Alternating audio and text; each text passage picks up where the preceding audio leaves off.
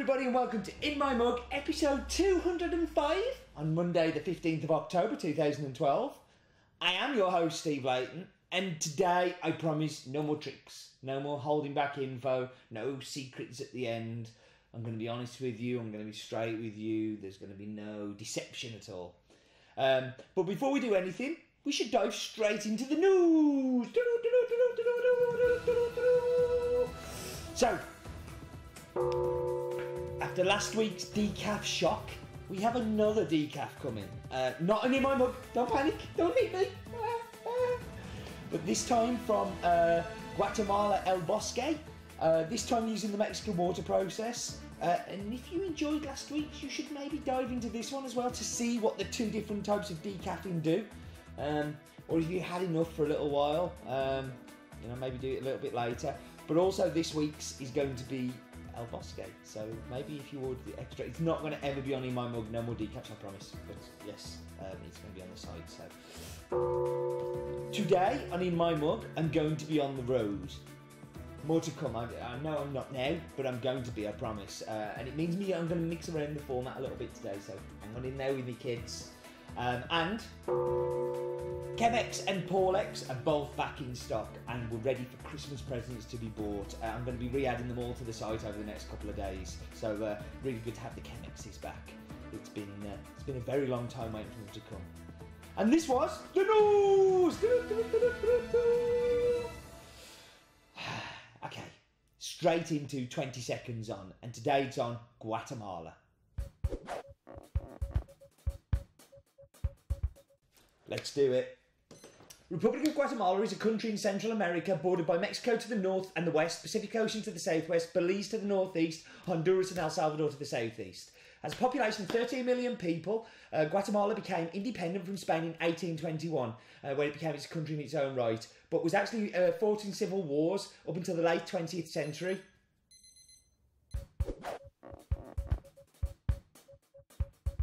Trying to get more in there. I kind of keep trying. I really wanted to put in there about the World Barista Champion this year.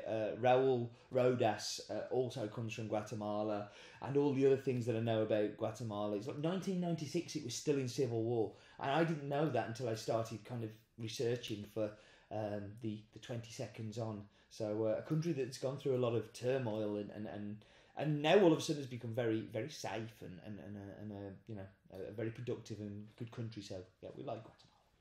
So we should talk about coffee, shouldn't we? So this one is an exclusive for us. It comes from a farm that we know super well. We are the only people to have this coffee in its caffeinated version. The decaf that I mentioned in the news, other people may have this year's of, but we have all of the coffee that is caffeinated from El Bosque. And I'm very proud. It's a farm that, say, we've worked with since 2007. When I first went to go and visit it, I fell in love with the place. Don Roberto, who is the oldest of the three brothers,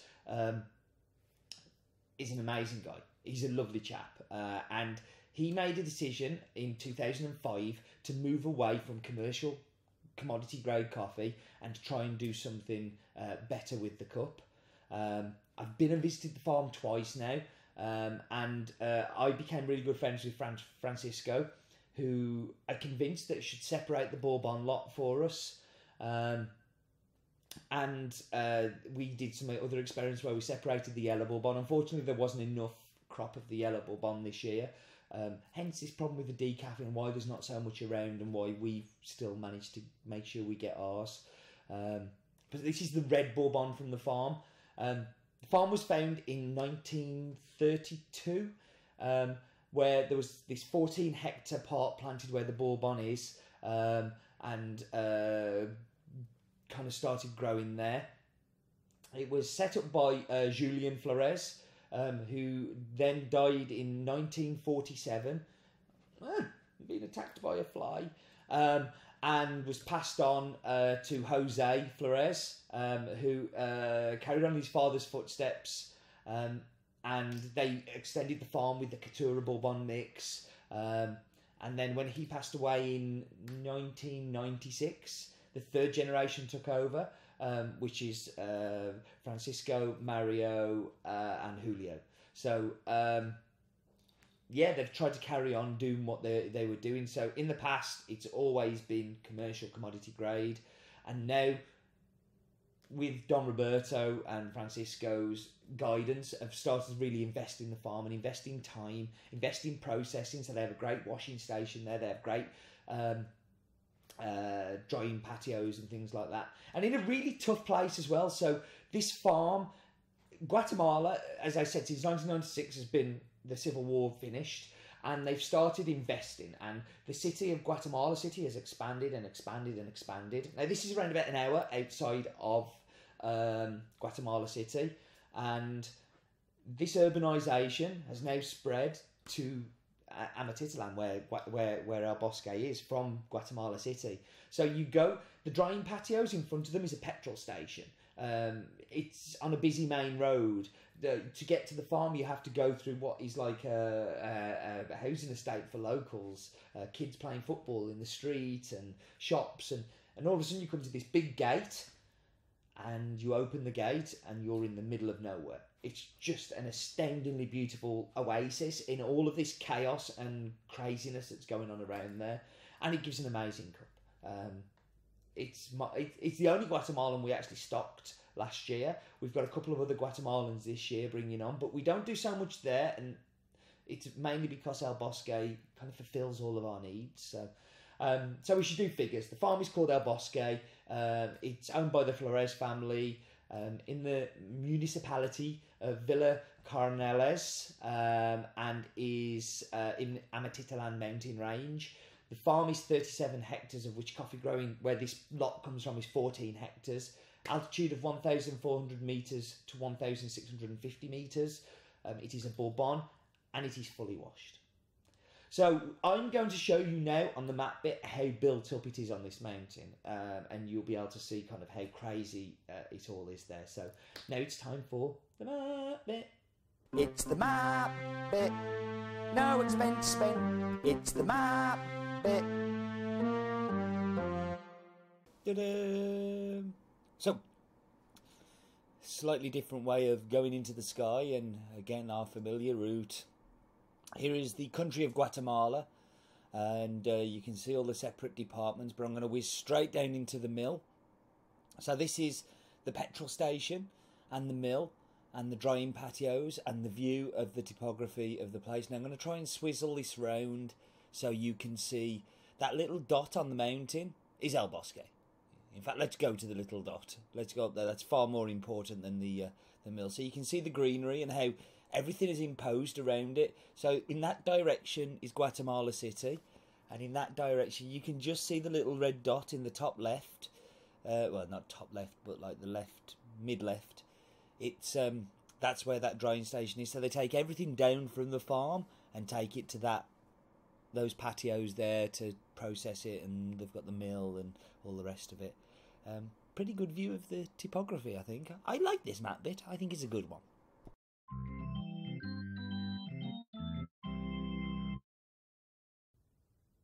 So as I said, I'm going to have to shake it up a little this week. So we're going to be banging through these ident clips, and it's now time for Roland's Daft Fact of the Week. Roland's Daft Fact of the Week. During the Civil War and up to 1996, coffee represented 70% of Guatemala's exports. It's now as little as 30%. Quite a drop, I think you'll agree. Roland's Daft Fact of the Week. Is it me, or is Roland getting cleverer? He's meant to be daft facts. It is now time for the staff clip.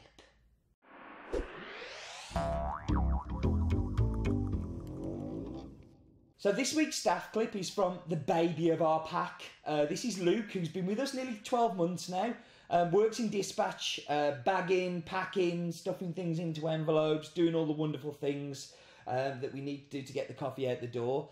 And he's, as a 20-year-old young man, he loves his car. Luke's car tip of the week.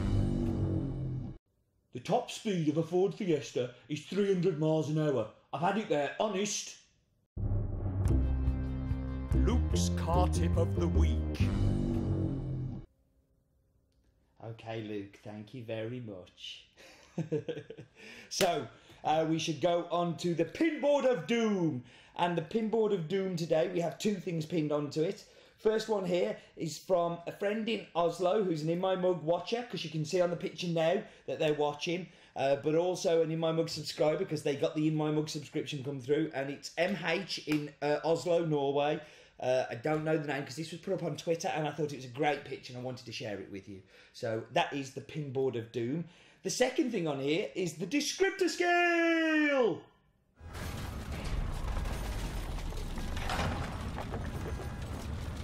Descriptor scale.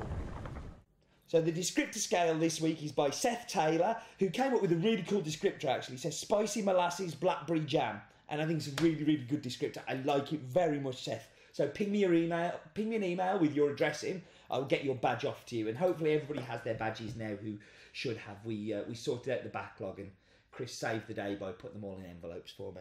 So, yeah, that's the descriptor scale. Please be nice, Wheel of Death. I've got to go on a train to Edinburgh to do the second part of In My Mug. And if it's a difficult one to do there, I'm in trouble. So last week we had With Sugar, which is gone. This week it was replaced with Cafe Correcto. Oh, please don't be Cafe Correcto. And off we go. And the Wheel of Death, where it stops, nobody knows. Ibrick! How am I going to do an Ibrick? Oh my gosh. Okay, well, I'm going to have to try and work out how I'm going to do an Ibrick there of El Bosque while I'm at the place I'm going to, which is Edinburgh, to go and visit a coffee shop. Then I'm hopefully going to talk a little bit about that when I'm there. So, yeah, I'm going to whap you on pause and go and find my Ibrick stuff. All aboard the train to Edinburgh.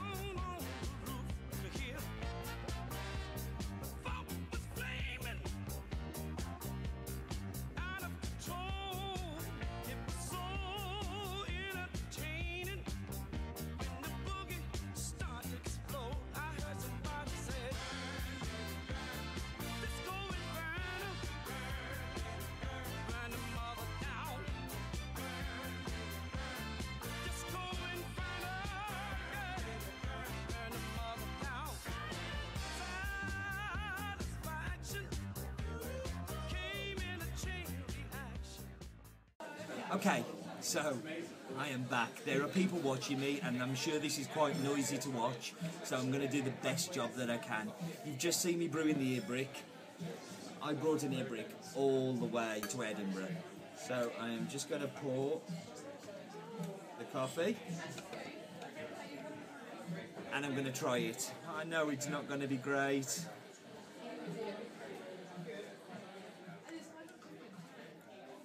Okay, it's not great. I can't lie to you, but actually I am a fan of the Ibrick. I kind of quite like it every now and again. It's a bit of fun. You don't have to take it too seriously. It's okay. I've tasted better coffee, and it is a tiny bit over-extracted. It's a lot over-extracted, but it's really good. So, where am I? I am in Brew Lab, which is in Edinburgh. It's in. I'm going to put a link on the screen now, so you can find this place. You can come and visit it yourself. It's been open a few weeks. They're doing a really, really cool job. They've got an Uber They've got a Slayer. They've got amazing coffee. Some of it from us, some of us from other roasters as well. And they're doing a really, really good job. So you definitely have to come visit these guys. I've been here been here 3 hours so far, and I'm actually not bored yet or don't want to go in. It's a really, really lovely environment. They have a lovely red chair for me as well, which I'll show you a picture of the red chair. This is perfect for me. I think it's been put in place. We shall call this the Steve Layton Memorial Corner. So, what am I tasting?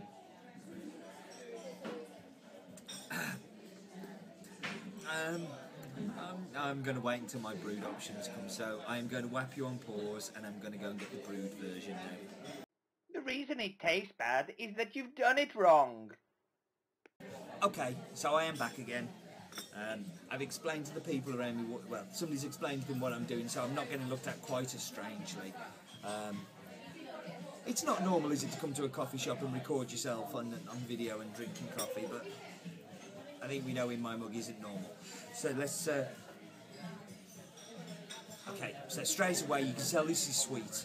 You can smell from the actual coffee itself, it's really sweet. And there's a little hint of something in there, but let's dive in.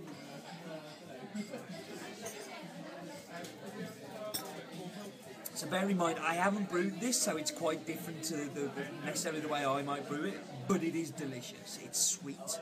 You can tell there's like a chocolate and a caramel. The mouthfeel is phenomenal. So this has been done in the Clever Dripper, and we know how much I love the Clever Dripper. And I want to say apple, but I don't normally find apple in El Bosque. But there's a little bit of an apple acidity in there. But the biggest thing for me is it's just thick, bloopy, sticky, chocolatey, and delicious. I think it's really cool. Well, listen, I'm going to wrap up now. Thank you very much, as always, for joining me. I'm sorry if it's a bit noisy, and if this hasn't come out as well as it might have on the other camera. I'm recording this on my iPhone, so this is the new way that we do In My Mug on location. But do remember, life is too short for bad coffee. And it breaks. We can you break.